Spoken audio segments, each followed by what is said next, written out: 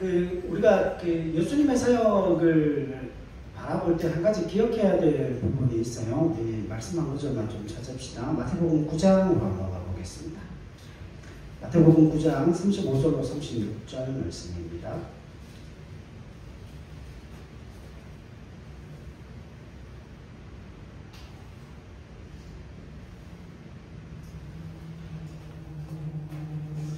마태복음 9장 35절로 36절 같이 한번 읽죠. 시작.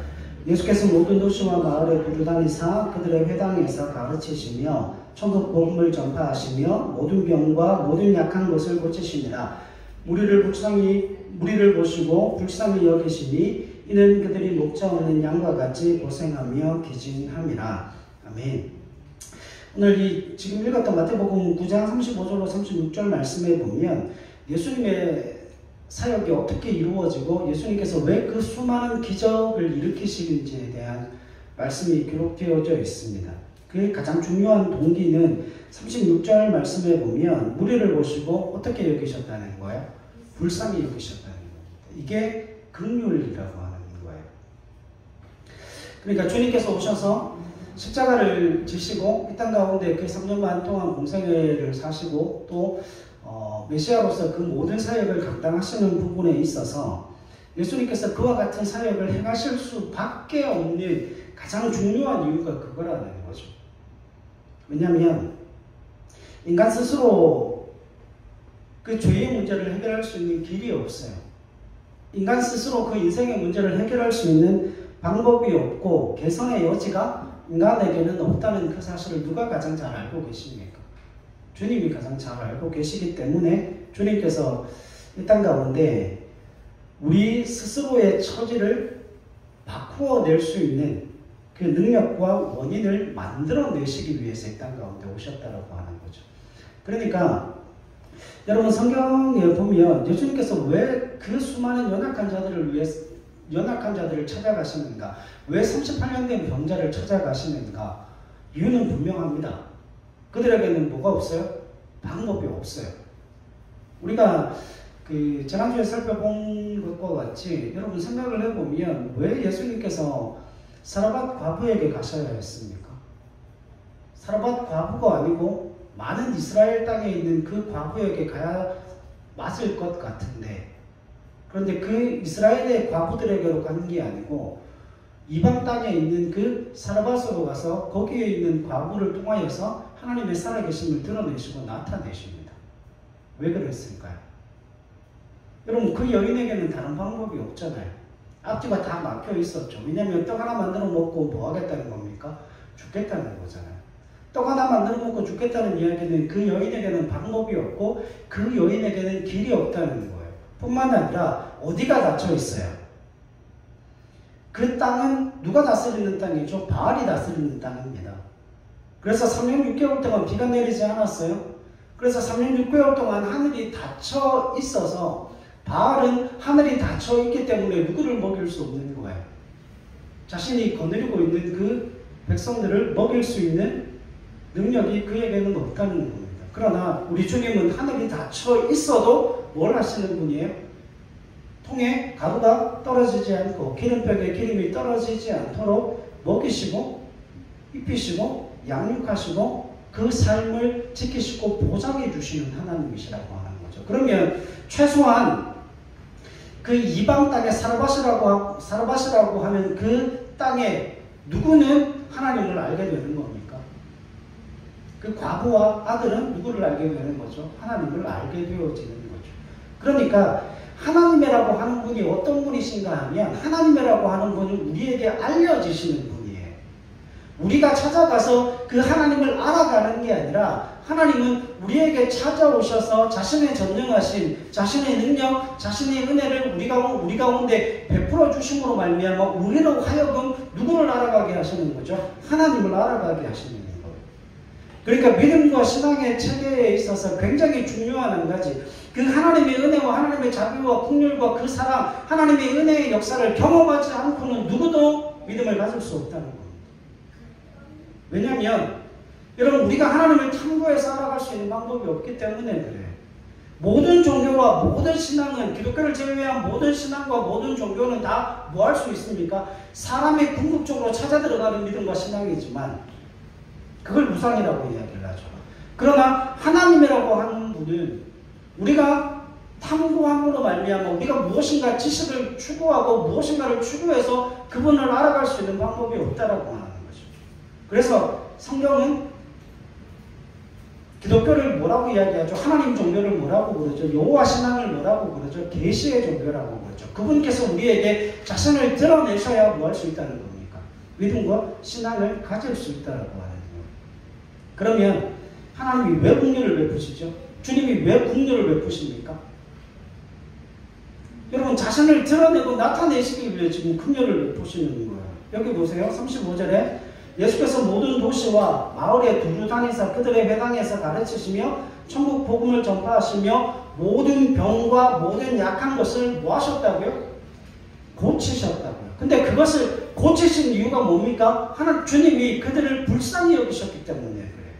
그래서 그들을 불쌍히 여기신 주님이 그들을 고쳐주셨을 뿐만 아니라 그들에게 뭐가 전파되었다고 이야기합니까? 천국 복음이 전파되었다라고 이야기를 합니다. 그래서 누구도 긍휼을 입지 않으면 그 긍휼의 은혜와 그 긍휼의 사랑을 경험하지 않으면 뭘 가질 수 없어요? 복음을 소유할 수가 없다는 겁니다. 그러면 생각해 보세요. 그 긍휼이라고 하는 건 추상적인 개념 속에 들어와 있는 게 아니에요. 실제로 어떤 일들이 일어나야 됩니까? 복음이 전파되어지고 병이 고쳐지고 약한 것이 고침바 되어지는 그 은혜를 누리고 맛보고 경험한 자들이 누구를 고백하게 됩니까? 그 주님을 나의 주 나의 하나님으로 고백할 수 있게 되어지는 거죠. 그래서 긍휼이 여김을 받는다라고 하는 것, 그것은 하나님의 사랑을 받는 자요, 하나님의 은혜를 경험한 자라고 하는 그 의미를 가지고 있다라고 하는 것이죠. 그래서 여러분, 우리 스스로 해결할 수 없는 그 문제를 주님께서 그냥 그대로 내버려 두시는 게 아니라 그것을 뭐 할 수 있어요? 개선하고 그것을 변화시킬 수 있는 원인과 능력을 하나님 편에서 공급해 주시겠다라고 하시는 거죠. 그래서 여러분, 주님께서 우리를 불쌍히 여기시는 그것이 성경에 뭐라고 나와 있는가 하면 긍휼이라고 나와 있는 거예요. 왜냐하면 주님께서 그와 같은 긍휼을 베푸실 수밖에 없는 이유가 그겁니다. 우리의 절망적인 상황을 뭐 하신다는 거예요? 누구보다 잘 아시기 때문에 그렇죠. 자, 주님이 그 모든 절망적인 상황을 잘 아시는 이유가 어디에 있습니까? 어디에 있죠? 히브리서 한번 찾아볼까요? 히브리서 2장으로 한번 와보십시다. 히브리서 2장 17절로 18절 말씀입니다. 히브리서 2장 17절로 18절. 자, 주님께서 우리에게 긍휼을 베푸실 수밖에 없는 이유가 여기에 담겨져 있어요. 읽읍시다. 시작. 그러므로 그가 범사의 형제들과 같이 되심이 마땅하도다. 이는 하나님의 일에 자비하고 신실한 대제사장이 되어 백성의 죄를 속량하려 하심이라. 그가 시험을 받아 고난을 당하셨은즉 시험 받는 자들을 능히 도우실 수 있느니라. 아멘. 여러분, 주님께서 우리에게 긍휼이 필요하다는 그 사실, 그걸 어떻게 알 수 있습니까? 주님께서 우리가 당하고 있는 그 모든 인생의 고난과 질고의 문제를 주님이 뭐 하셨기 때문에요? 이미 채울하신 분이시기 때문에 우리의 필요를 너무나 잘 알고 계신다라고 하는 거죠. 우리가 처한 입장, 우리가 처한 형편, 우리가 절망적인 상태에 있다라고 하는 그 사실을 누구보다 주님이 잘 알고 계시기 때문에. 그러니까 여러분 생각해 보세요. 38년 된 병자도 그렇고 사르밧 과부도 그렇고 소경 바디메오도 그렇고 그 모든 영혼들에게 주님께서 찾아가셨을 때 그들에게 한 가지 공통점이 있죠. 그들의 힘으로는 뭐 할 수 없어요? 그와 같은 처지와 형편에서 벗어날 길이 없는 자들이에요. 그런데 그들을 향하여서 주님께서 찾아가셔서 손을 잡아 일으키시기도 하고 눈을 열어주시기도 하고 사르밧 과부에게는 살 길을 열어주셨잖아요. 또 생명의 역사를 일으키심을 통하여서 우리 하나님이, 우리 여호와 하나님이 어떤 하나님이신지를 보여주심을 통하여서 그들에게 믿음을 베푸셨다라고 하는 것이죠. 여러분, 주님께서 그와 같은 긍휼을 베푸신다라고 하는 가장 중요한 이유는 우리에게 뭐가 필요하기 때문이에요. 그 긍휼이 필요하다는 그 사실을 누구보다 주님이 잘 알고 계신다라고 하는 거죠. 자, 그러면 우리가 오늘 마태복음 5장에 보면 주님께서 기가 막힌 말씀을 하고 계시죠. 마태복음 5장 7절, 긍휼히 여기는 자는 복이 있다. 그들이 긍휼히 여김을 받을 것이다 라고 이야기를 합니다. 자, 그러면 긍휼히 여긴다는 건 뭐죠? 긍휼히 여긴다는 건 다른 이야기로 하면 이런 의미예요. 내가 다른 누군가에게 긍휼을 베푼다라고 하는 건 내가 다른 이들을 바라볼 때 어느 자리로 가지 않는 거예요? 그들을 심판할 수 있는 권리와 자격이 내게 주어져 있지 않다는 겁니다. 왜요? 나도 어떤 사람이기 때문에. 나도 주님으로부터 긍휼히 여김을 받은 자들이기 때문에. 여러분, 우리가 아이들을 기르고 양육하면서 아이들의 실수가 많죠. 근데 왜 그 아이들을 그냥 용서하고 그냥 받아주죠? 부모는 자식을 긍휼히 여깁니다.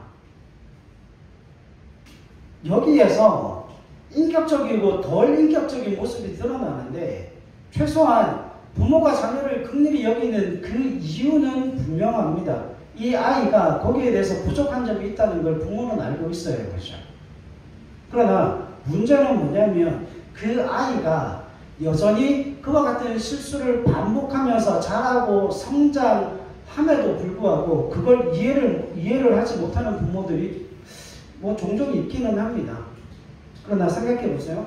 아이들이 자라고 성장하는 부분에 있어서 우리가 그 아이들을 왜 긍휼히 여기고 그걸 받아줄 수 있는가 하면 똑같은 잘못을 언제 때는 안 하기 때문에 성장하고 자라면 그와 같은 똑같은 죄는 짓지를 않아요. 똑같은 잘못을 하지는 않습니다.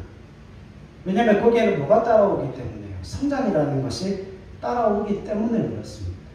여러분, 우리가 내가 자라왔을 때에 저는 제 아들, 딸 보면서 그런 생각들을 되게 많이 합니다. 나는 저 나이 때 더 했는데 그게 긍휼을 베풀 수 있는 뭐가 돼요? 원동력이 되어집니다. 여러분, 우리가 다 그 나이 때를 지나왔잖아요. 그 나이 때를 다 지나왔을 때 저는 지금에서 제 아들, 딸들을 보게 되면 쟤들은 정말 착한 거예요. 저는 자랄 때 그렇게 자라지 않았거든요.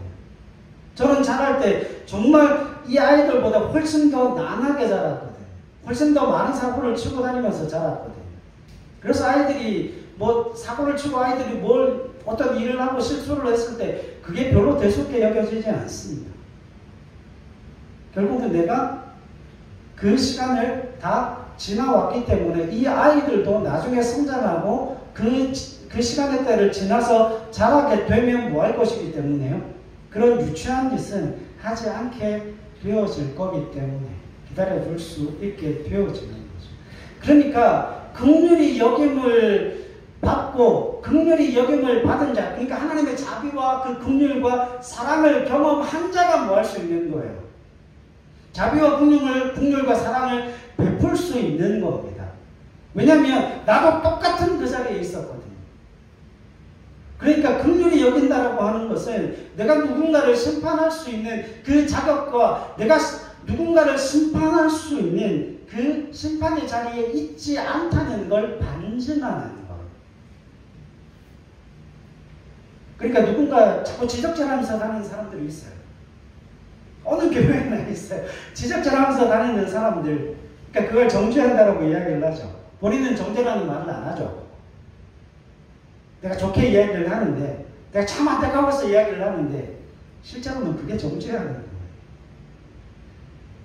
여러분, 그런 사람들의 특징이 그겁니다. 그런 사람들의 특징이 그걸 부모들이 굉장히 엄격하거나 아니면 그런 긍휼히 여김을 받은 경험이 그렇게 많지 않은 사람들. 그래서 무 자르듯이 두부 자르듯이 정확하게 잘라야 되고 잘못된 건 잘못된 거고 잘한 건 잘한 거다. 여러분, 실제로는 삶이 그렇지 않다는 거예요. 내가 먼저 용서받아야 할 자리에 있는 사람이기 때문에 뭐가 되는 거예요. 다른 누구를 정죄할 수 있고 다른 누구를 심판할 수 있는 그 자리에 들어갈 수가 없다라고 하는 것이죠. 그걸 인정하는 거예요. 네, 내가 용서를 받은 자고 나도 그와 같은 용서로 말미암아 지금 이 자리까지 와 있기 때문이다라고 하는 것이죠. 그러니까 여러분 구원받은 하나님의 백성들에게 있어 이 긍휼이라고 하는 문제는 필수적인 거예요. 내가 그 자리에서 구원받고 은혜를 받아보니까 그 자리가 얼마나 처참한지를 깨달아 알 수 있게 되어지는 거죠. 여러분 부자와 나사로 이야기 아시죠? 부자와 나사로 살았을 때는 누가 떵떵거리며 살았어요? 부자가 떵떵거리며 살았죠. 나사로는요 거지였잖아요. 부잣집에서 내어오는 다 먹다 남은 쓰레기를 먹으면서 사는 사람. 근데 죽어서 어디를 갑니까? 나사로는 천국을 가고 부자는 지옥에 갑니다. 그러니까 그 지옥에 떨어져 보니까 이 부자가 그 나사로를 향하여서 하는 이야기가 뭐예요? 지금 내 집에 아들, 딸들이 살아있는데 거기에 하나님의 사람들을 좀 보내줘라. 그래서 거기에 복음이 전파되게 하고 그들이 내가 있는 이 지옥에 오지 않게 해달라. 그거 아닙니까? 지옥에 와보니까 본 거예요. 그때서야 알게 되어지는 거죠. 여러분 생각해 보세요. 우리가 하나님의 은혜와 하나님의 자비와 하나님의 사랑과 긍휼로 구원받아 보니까 그 상황이 어떤 상황인지를 아는 거죠. 뭐 돈이 아무리 많고 떵떵거리며 살아도 지옥 가면 길이 없어요. 방법이 없어요. 다시금 넘어올 수 있는 방법이 없는 겁니다. 그래서 여러분 예전에 제가 그런 이야기를 들은 적이 있어요. 정주영 원장님 앞에 가가지고 복음을 전했던 사람이 있어요. 대기업 사장들한테 찾아가가지고 복음을 전하는 사람들이 있어요. 그 사람들 잘 살아요. 그 사람들에게 더 이상 다른 돈은 더 필요가 없어요. 이미 돈이 많은 사람들이에요. 이미 가진 만큼 가졌던 사람들이에요. 그럼에도 불구하고 그런 사람들을 보면 불쌍한 겁니다. 왜요? 그들에게 천국이 오기 때문에. 여러분 그 하나님의 나라를 소유한 사람들에게 있어 그들에게 가장 불쌍한 게 뭐냐면 저들이 이 땅 가운데 그 수많은 부와 명예와 권력을 누린다 한들 그 80년, 90년의 부와 명예와 권력 때문에 믿음과 신앙을 상실해버림을 통하여 하나님을 버림을 통하여서 영원히 지옥불에 떨어져서 고난과 고통을 당한다면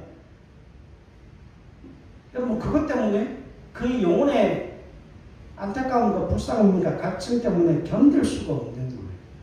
그래서 예수 믿는 하나님의 사람들에게 있어 이 긍휼히 여기는 마음은 여러분 이런 말할 수 없는 필수적인 것이라고 말씀을 드릴 수가 있어요. 왜냐하면 여러분 예수 믿고 나면 하나님의 은혜가 성령으로 우리 심령이 채워지고 나면 가장 먼저 들어오는 게 뭔지 아십니까? 죄가 얼마나 고통스러운지를 깨닫게 됩니다. 그래서 제가 첫 사역, 전도사로서 첫 사역을 할 때 김천에서 사역을 했었거든요. 김천 아천제일교회라고 하는 곳에서 한 1년 정도 사역을 했었는데 그 사역을 하면서 그때 수련회를 가서 제가 놀라운 광경을 봤습니다. 그때 제가 전도사였어요. 설교도 잘 못하는 사람이었어요. 그래서 밤에 저녁에 집회를 하는데 집회를 제가 인도를 했어요. 설교도 제가 하고. 그리고 설교를 하고 난 다음에 이제 기도회를 하는데 저는 그런 장면을 평생 처음 봤습니다. 제가 지금 사역을 한 지 거의 25년, 26년 그 전까지 신학교 다니기 전부터 계산을 하면 교회를 다닌 것만 계산해도 한 30년, 40년 될 것 같은데 제가 그동안에 처음 본 광경이 뭐냐면 그분이 제가 공무원으로 기억을 해요. 공무원으로 기억을 하는데 교회에서 인사도 정말 뻣뻣하게 하시는 분이에요. 근데 그때 와서 은혜를 받으시는 거예요. 그 기도회를 하는데 불을 끄고 제일 앞에 강대상 불만 켜놓고 이제 기도회를 시작하고 주여 성찬하고 막 기도를 하면서 제가 기도 제목 내고 막 기도를 하고 있는데 그분 때문에 기도를 끊을 수가 없는 거예요. 그 자리에 성령의 임재가 있어서 하나님의 성령의 충만한 임재 속에서 그분이 막 회개를 하시는데, 와, 여러분, 기도회를 1시간 정도 진행을 하는데 그 1시간 내에 코에서 콧물이 흘렀어요. 그분이. 여러분, 그런 광경 보신 적 있는지 모르겠는데 그분이 무릎 꿇고 기도하시는데 앉은 키가 꽤 높았어요. 근데 정말요 코에서 가장 콧물이 흘러내리는데 그 콧물이 어디까지 흘러내리는 줄 아십니까? 무릎을 꿇고 손을 모으고 이렇게 기도를 하는데 사람 머리가 이게 위에 떠 있잖아요. 여기서부터 쭉 굴러서 바닥까지. 그게 끊어지지도 않고 그렇게 콧물이 흐르도록 기도하는데 여러분, 그 기도회를 끊을 수가 없었어요. 저는 그걸 처음 봤습니다. 사람 코에서 콧물이 저렇게 나올 수도 있나? 제가 그게 평생 충격이었어요. 아직도 제 눈에 선합니다. 근데 그분이 전혀 회개하지도 않을 것 같은 분이 하나님의 은혜를 경험하고 나니까 얼마나 자기 가슴을 치면서 회개를 하시나 몰라요. 나중에 그분 때문에 기도가 끝나고 난 다음에 불을 다 껐잖아요. 정리를 좀 하시라고. 정말 코에서 그 콧물이 엄청나게 쭉 늘어지는데 와, 감당이 안 될 정도로. 근데 그때 그분이 가장 많이 하신 게 회개입니다. 그 회개를 통하여서 그분이 뭘 깨달은 줄 아십니까? 그 자신의 죄악에 대해서 깨닫게 되고 하나님의 은혜를 경험하고 나니까 자신이 얼마나 큰 죄인인지를 경험하게 되어지는 거죠. 그래서 그 죄의 무서움, 그리고 또 한 가지, 하나님 없는 삶의 고통스러움이 그 기도 시간에 온몸을 통해서 몰려오는 거예요. 여러분, 우리는 회개가 아무것도 아닌 거라고 생각을 하지만 진정한 그 회개를 통하여서 그 죄에 대한 고통, 그 슬픔, 아픔, 그 하나님 없는 그 인생의 쓸쓸함이, 그 험악함이 얼마나 대단한지를 깨닫고 나면 10년 가운데서 뭐가 타오를 수밖에 없어요? 복음의 은혜와 능력이 타오를 수밖에 없습니다. 그래서 그 사람이 억만 돈을 가지고 있어도 예수 믿지 않는 그 한 가지 때문에 그 사람이 얼마나 불쌍한지 몰라요. 이해하시겠습니까? 그게 긍휼히 여기는 마음이에요. 그게 불쌍히 여기고 그게 민망히 여기는 마음이에요. 온갖 좋은 산의 진미를 다 먹으면 뭐합니까? 죽으면 지옥 가는데. 그게 그 사람 인생에 무슨 의미가 있습니까? 이 땅에 80년 편하자고 그 이후에 주어진 그 영원한 삶을 그 지옥 불구덩이에 떨어져서 그 고통과 고난 속에 살아가는 그 모습을 보면 영원히 견딜 수가 없는 거예요. 그래서 여러분, 아무 때나 전도하시면 안 되는 거예요. 전도는 아무 때나 하는 게 아닙니다. 그 영혼에 대한 우리의 심령 가운데 그 긍휼과 자비가 정말 우리 속에서 용암이 터져나오듯 그렇게 그 간절함이 터져나오고 그 불쌍한 심령 때문에 통회하고 자복하는 그 마음이 우리 심령 가운데 터져올 때 전도가 진행되어야 하는 거예요. 우리 남 따라 전도합니다. 사랑하는 마음도 없고 불쌍히 여기는 마음도 없고 거기에 긍휼히 여기는 그 어떤 마음도 가지고 있지 않으면서 전도를 의무적으로 하는 사람들이 얼마나 많은지 몰라요. 아니에요. 그렇게 하면 안 됩니다. 우리 주님께서 이 땅 가운데 오셔서 여러분 모든 병자를 다 고쳐주셨죠? 맞아요? 아니에요? 아닙니다. 모든 병자를 다 고쳐주시는 게 아니라 주님께서 누구를 찾아가셨을 때는 그 심령 가운데 그 영혼의 갈급함 때문에 그 영혼을 회복시키고 살려야 하고 민망히 여기시고 불쌍히 여기는 그 마음이 차고올라 넘칠 때에 주님께서 가셔서 뭘 하시는 거예요? 고치시는 거예요. 우리가 그 은혜가 우리 가운데 충만히 채워지게 되면 우리 가운데 그 은혜가 충만히 채워지게 되면 내가 그 얼마나 처참한 상황 속에서 구원을 받게 되었는지가 내게 인식되어지게 되고 하나님의 은혜로 말미암아 그게 깨달아지게 되면 그때부터 뭐가 나오는가 하면 영혼에 대한 갈증이 살아나는 거예요.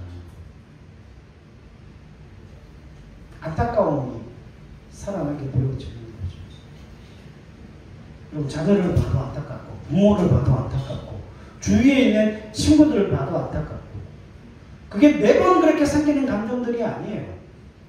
매번 그렇게 생기는 감정들이 아니라 하나님께서 내게 은혜로 충만케 하시면 그 영혼의 외침들이 들린다고요. 그때부터 기도하시고 그때부터 전도의 계획을 짜시고 그때부터 하나님의 사랑을 흘려보내셔야 돼요.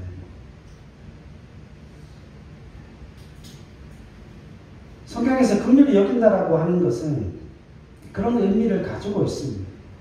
내가 얼마나 처참한 지경에서 구원을 받았고 내가 얼마나 황당무계한 그 상황 가운데서 주님이 나를 만나 주셨는가.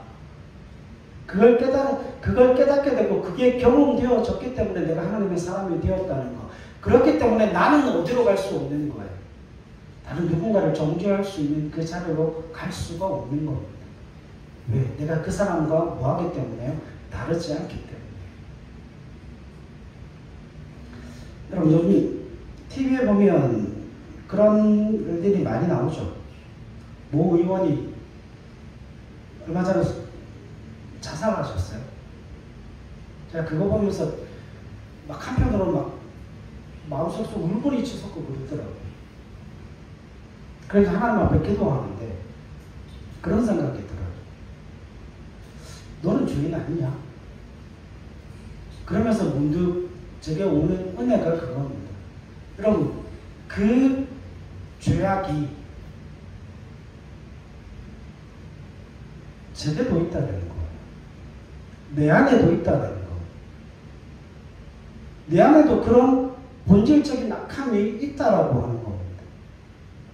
여러분 그걸 깨닫고 나니까 덜컥 무서운 거예요.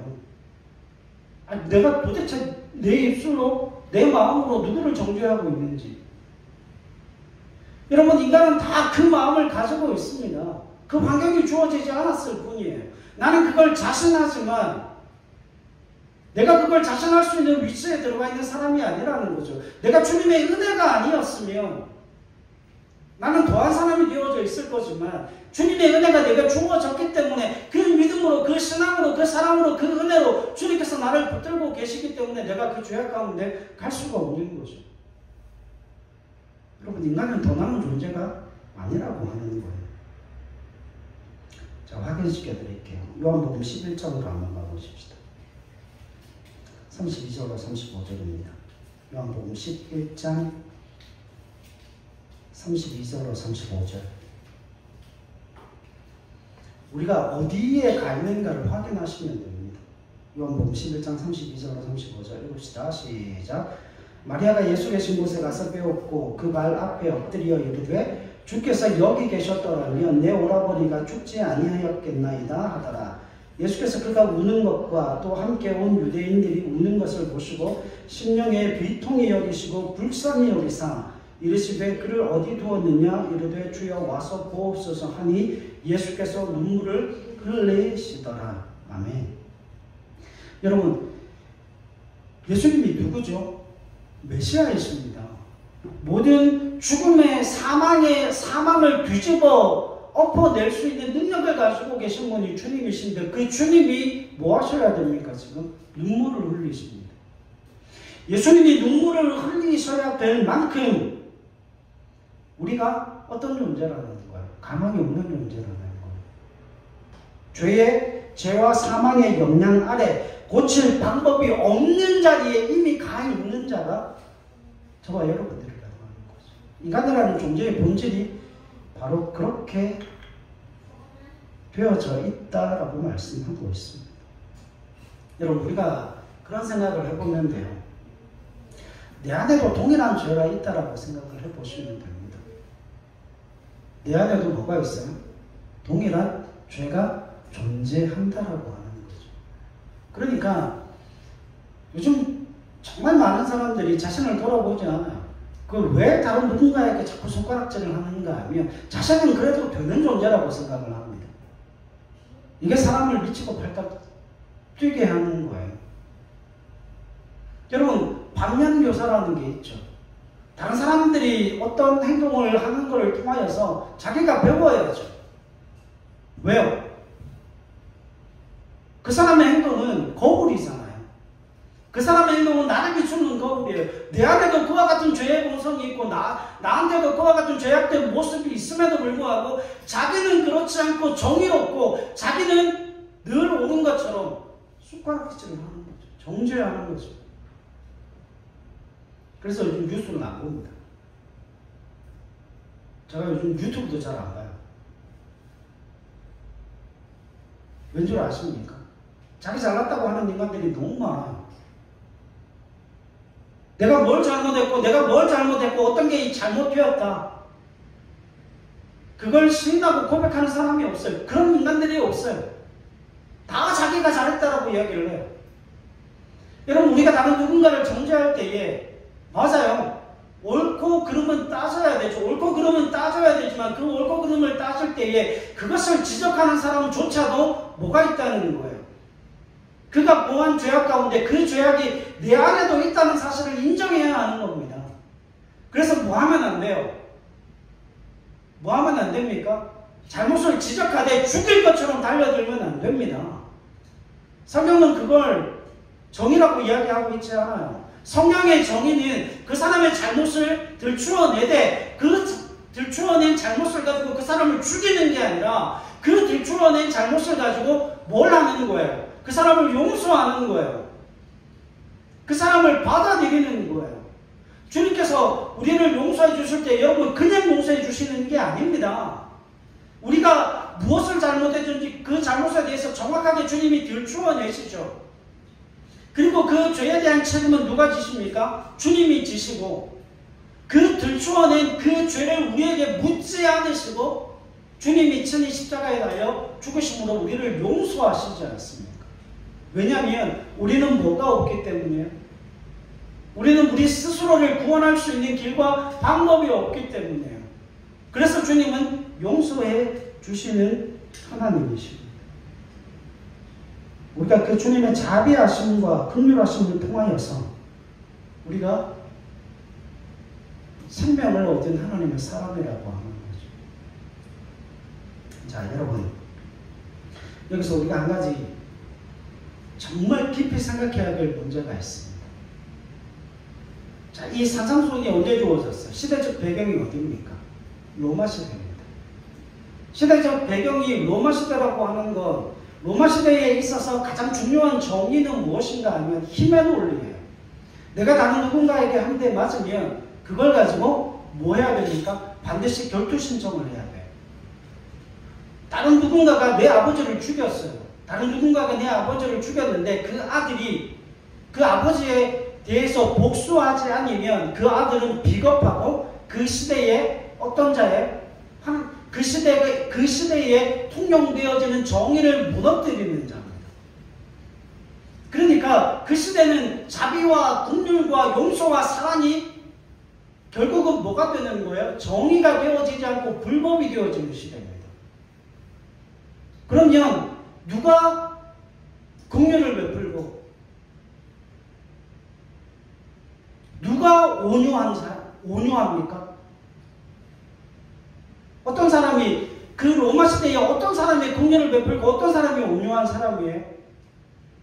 정말 쪼다 같은 사람.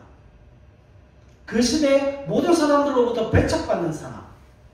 힘이 없는 사람. 그 어떤 능력도 주어져 있지 않은 사람. 그 사람들은 자신이 뭘 하고 싶어도 복수를 하고 싶어도 할 수 있는 힘이 없고 사회적 정의를 실현하고 싶어도 그것을 실현할 수 있는 자원을 전혀 가지고 있지 못한 사람들이 온유하고 긍휼히 여기는 거예요. 그러니까 그 시대에 온유한 사람, 긍휼한 사람은 어떻게 되어지는 거죠? 매장되어지는 사람들이죠. 그러니까 주님이 지금 뭐라고 말씀하시는 거예요? 그 당시의 시대적인 정의로 보면 복수하는 게 정의이고 받은 대로 돌려주는 게 정의입니다. 그러면 긍휼히 여기고 사랑하고 용서하고 온유한 사람들은 그 시대의 사회상으로 보면 어떤 사람들이에요? 정의와는 거리가 먼 비겁하고 비루한 사람들이라는 그 취급을 받을 수밖에 없는 겁니다. 그럼 주님께서 지금 뭐라고 말씀하시는 거예요? 그 시대에 정의를 실행하라고 이야기를 하십니까? 아니면 그 시대에 많은 사람들로부터 손가락질을 받고 비루한 사람이다라고 하는 그 조롱을 받는다 할지라도 뭐하라고 말씀하세요? 온유한 사람이 되고 긍휼히 여기는 사람이 되라고 이야기를 하십니다. 받은 대로 돌려주는 게 아니라 용서하라고 말씀하십니다. 받아들이라고 말씀하십니다. 뭐가 되더라도요, 그 시대의 많은 사람들로부터 비겁한 자라고 하는 손가락질을 받는다 할지라도 하나님 나라에 속해 있는 하나님의 백성이기 때문에 온유해라, 긍휼히 여겨라, 사랑해라, 관용해라, 용서하라 라고 이야기를 하고 있는 거예요. 그러면 이 이야기를 듣고 있는 제자들 입장에서는 여러분 이해가 될까요? 안 될까요? 이해가 될까요? 안 될까요? 이해가 안 됩니다. 이걸 오늘식으로 현대식으로 한번 풀어보겠습니다. 여러분 긍휼히 여기라는 그 이야기를 다른 말로 하면 여러분 오늘 이 시대를 살아가는 사람들에게 있어 가장 중요한 믿음과 신앙은 뭘까요? 주님일까요? 아닙니다. 제가 봐도 100번 주님은 아니에요. 하나님은 100번 아닙니다. 어느 교회에나 믿음 좋다라고 하는 사람들, 신앙의 연식이 오래된 사람들, 장로가 아닙니다. 목사, 장로, 전도사, 집사, 대부분 직분을 가지고 있는 모든 사람들에게 있어 드러나고 나타나는 건 그 사람들의 주인은 주님이 아닙니다. 그 사람들에게 있어 가장 중요한 한 가지가 뭔 줄 아십니까? 자존심을 위한 일이라면 주님도 버리는 사람들이에요. 오늘 이 시대를 살아가는 사람들에게 있어 가장 중요한 한 가지는 자신의 자존심이에요. 그 자존심이 무너지면 신앙도 뭐고 다 버립니다. 교회도 버릴 수 있습니다. 신앙도 버릴 수 있습니다. 믿음의 공동체는 당연히 뭐 할 수 있어요? 버릴 수 있다고 생각을 합니다. 여러분 그 시대의 사람들 여러분 잘 모르시겠지만 누가복음에 보면 누가복음을 뭘로 해석할 수 있는가 하면 누가복음은 명예라는 관점에서 해석할 수 있습니다. 이스라엘 사람들에게 있어 가장 중요한 한 가지는 명예로움이에요. 명예롭다는 건 뭡니까? 자기의 말에 책임을 지는 겁니다. 그 명예를 위해서는 자신의 생명도 버리는 사람들이 이스라엘 백성들이에요. 그 시대에 자신의 명예를 위해서는 생명도 버리는 사람들인데 그 사람들을 향하여서 뭐라고 하는 거예요? 정의라고 하는 정의를 지켜야 그 정의에 대해서 올바로 행동하고 그 정의를 올바로 실행할 수 있어야 그 시대의 사람들에게 명예로운 사람 아닙니까? 그 시대의 사람들에게 인정받는 사람 아닙니까? 그러니까 성경이 뭐라고 가르치던 그 사람들에게 있어 명예로운 그걸 지키기 위해서 그 사람들이 뭐를 버리는 사람들이에요? 메시아를 버리는 사람들이에요. 근데 제자들을 향해서 주님이 뭐라고 말씀하시는가 하면 세상의 명예로움을 버리고 뭘 하라는 겁니까? 온유하고 긍휼히 여기고 용서하고 관용하라는 겁니다. 다른 사람들이 어떻게 여기고 다른 사람들이 어떻게 생각하든 그것과는 전혀 상관없이 그게 하나님의 자녀들의 법이고 하나님 나라의 법칙이기 때문에 세상 법칙을 따라 사는 것이 아니라 하나님 나라의 원리를 따라 살아가라라고 주님께서 요구하시는 거죠. 여러분 이게 쉬운 일은 아니잖아요. 오늘 현대 교회에게 모든 믿음의 백성들에게 하나님께서 요구하시는 한 가지가 뭔 줄 아십니까? 그 자존심보다 하나님을 더 앞세우라는 거예요. 근데 실제로 우리가 믿음의 삶을 살아가는 동안에 저는 그런 목사들을 본 적이 없습니다. 자신의 자존심이 땅바닥에 내팽개치면서까지 주님을 왕으로 모시는 목사를 본 적이 없습니다. 저도 아마 그럴지 몰라요. 저도 자존심이 굉장히 강한 사람이거든요. 근데 여러분 그 단량한 자존심을 지키겠다고 하나님을 버리면 안 되는 건 아닙니까?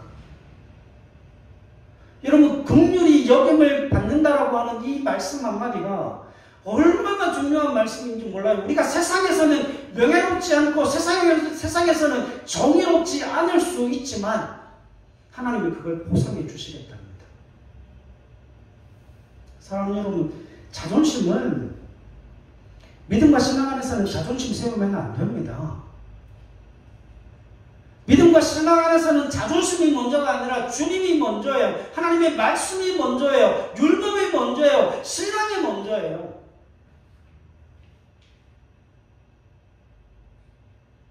오늘 긍휼히 여기는 자는 긍휼히 여김을 받을 것이다 라고 하는 이 말씀을 그냥 그 자체로만 해석하면 문제가 생깁니다. 시대적 배경을 봐야 돼요. 여러분, 로마시대 당시에는 이게 정말 쪼다 같은 일이었다니까요. 세상에서 배척받는 일이었다니까요. 오늘 우리가 가장 조심해야 될 일 중에 한 가지가 무엇인가 하면 자신의 자존심을 살리고자 주님을 땅바닥에 내팽개치고 예수 그리스도의 이름을 내팽개치는 사람들, 그 사람들을 온전한 신앙인이라 믿음 있는 사람이라 이야기할 수 있는가? 제가 생각할 때 신앙의 최상의 위치는 어딘가 하면 자신의 자존심을 땅바닥에 내팽개치고 자신의 자존심보다 주님이 더 귀합니다. 성령님이 더 귀하십니다. 내 하나님이 더 귀하신 분이십니다. 내 자존심은 땅바닥에 내팽개쳐져도 나는 전혀 상관없습니다. 주님이 영광 받으신다면, 우리 예수님의 이름이 높아지는 것이라면 나는 괜찮습니다. 여러분, 그게 스데반이었고요. 그게 바울이었습니다. 그게 베드로였어요. 오늘 우리의 신앙 가운데 우리가 정말 지키고 살아가는 그 믿음의 체계 안에 그와 같은 하나님이 내 인생의 가장 먼저라고 하는 그 은혜가 우리 가운데 있냐는 거죠. 여러분, 세상은 입의 논리가 지배되어지지만 하나님의 나라는 긍휼과 사랑이라 말씀하고 있습니다. 여러분, 힘이 없으면 세상 속에서 많은 사람들로부터 손가락질을 당하고 많은 사람들로부터 정의롭지 않은 사람이라고 하는 욕을 먹게 되겠지만 우리는 믿는 언덕이 있어요. 우리는 믿는 구석에 있어요. 내가 세상을 향하여서 긍휼을 베풀면 나는 하나님으로부터 뭘 받는다고요? 긍휼히 여김을 받는다고 합니다. 여러분, 오해하지 마십시오. 하나님이 우리를 긍휼히 여기시면 문제는 해결돼요. 그렇지 않습니까? 여러분, 몸이 병든 자에게 가장 필요한 게 뭐죠? 그 질병이 낫는 거예요. 그런데 주님이 우리를 긍휼히 여기시면, 우리를 민망히 여기시고 우리를 불쌍히 여기시면 어떤 역사가 일어나요? 주님이 우리를 만지셔서 고치신다니까요. 모든 병과 모든 약한 것이라고 말씀하시죠. 질병은 치유받게 될 거고 우리가 금전적으로 물질적으로 약하면 하나님께서 그 긍휼히 여김을 받을 것이라고 하는 그 약한 부분을 하나님께서 뭐 하신다고요? 강하게 채워주신다. 그래서 여러분, 우리는 세상의 평판, 그게 중요한 사람들이 아니에요. 그래서 제가 말씀드리는 게 그겁니다. 신앙의 가장 높은 경지가 어떤 경지인가 하면 골리앗과 싸우는 경지가 아니에요. 세상의 가장 큰 경지는 변댕이 수갈딱지 같은 내 자존심과 싸우는 믿음의 싸움이에요. 이걸 내던질 수 있으면, 내 자존심을 내던져 주님의 영광이 드러나고 나타나기를 소원하고 기대할 수 있다면 하나님의 긍휼이 우리 가운데 주어질 겁니다. 이미 긍휼을 받은 자로서 이제는 이 땅 가운데 하나님께서 그 영광의 길을 우리 가운데 열어주실 뿐만 아니라 우리가 다른 누군가의 삶에 간섭되어지고 다른 누군가의 삶에 우리의 모습이 드러나고 나타날 때 하나님과 동행하는 사람이라고 하는 그 믿음의 칭호를, 그리스도인이라고 하는 믿음의 칭호를 얻게 되어질 겁니다. 사랑하는 여러분, 세상의 논리가 아니라 하나님의 말씀의 원리를 따라 살아가는 저와 여러분들이 되실 수 있기를 바랍니다. 오늘 말씀을 준비하면서 묵상하면서 그런 생각을 되게 많이 했거든요. 긍휼히 여기는 자가 긍휼히 여김을 받을 것이다. 하나님 이게 도대체 우리하고 무슨 상관이죠? 그러면서 기도하고 말씀을 준비하는데 그런 은혜들이 막 오는 거예요. 너는 네 자존심보다 내가 더 좋냐? 너의 자존심보다 그 하나님의 나라가 너한테는 더 소중하냐? 네 자존심보다 네 믿음의 성도들 내게 맡겨준 그 양들의 삶이 더 중요하냐? 주님께서 그걸 물어보시는데 답을 못하겠더라고요. 여러분 저도 자존심 무너지는 거 싫습니다. 저도 자존심 무너지는 거 정말 너무 싫어요. 여러분 자신의 자존심이 무너지는 걸 좋아하는 사람이 누가 있겠습니까? 주님께서 주시는 그 팔복이 그 이야기예요. 세상 속에서 너희 자존심 무너질까요? 세상 속에서 많은 사람들이 너희들을 인정해 주지 않을 거야. 그러나 걱정하지 말라는 거죠. 너희는 세상에 속한 자들이 아니라 하나님 나라에 속해 있는 자들이기 때문에 하나님이 그 모든 것을 보상하고 하나님께서 그 모든 것을 지키시고 하나님께서 그 모든 것을 넉넉하게 채워주심을 통하여서 세상이 너희를 부러워하는 하나님의 사람으로 만들어내겠다는 겁니다. 제가 오늘 레위기를 다 읽었거든요. 이 말씀하고 레위기를 연결시켜놨는데 시간이 너무 가서 나중에 제가 말씀드릴 기회가 있을 겁니다. 그 레위기 26장에 보면 주님이 이렇게 말씀하세요. 여호와께서 명령하여 3년치 먹을 것을 너희에게 주리라. 주님이 하나님이 명령하여 열매를 맺고 하나님이 명령하여 소출이 3배가 나는 거예요. 3년 먹을 수 있는 소출을 하나님께서 거두어 드리게 하시는 거예요. 왜? 안식년 때문에. 여러분 이게 하나님의 은혜인 거예요. 오늘 우리의 삶 속에 세상의 기준이 아니라 그 하나님의 기준을 가지고 좀 여러분들의 자존심을 무너뜨리는 그 경지에까지 자라나갈 수 있는 하나님의 사람들 되어질 수 있기를 소망합니다. 오늘 우리의 삶 속에서 용서하고 받아들이고 하나님의 자비와 긍휼을 베푸는 하나님의 사람으로 당당하게 이 땅을 살아가는 저와 여러분들의 삶이 되실 수 있기를 주님의 이름으로 간절히 부탁을 드립니다. 기도하겠습니다.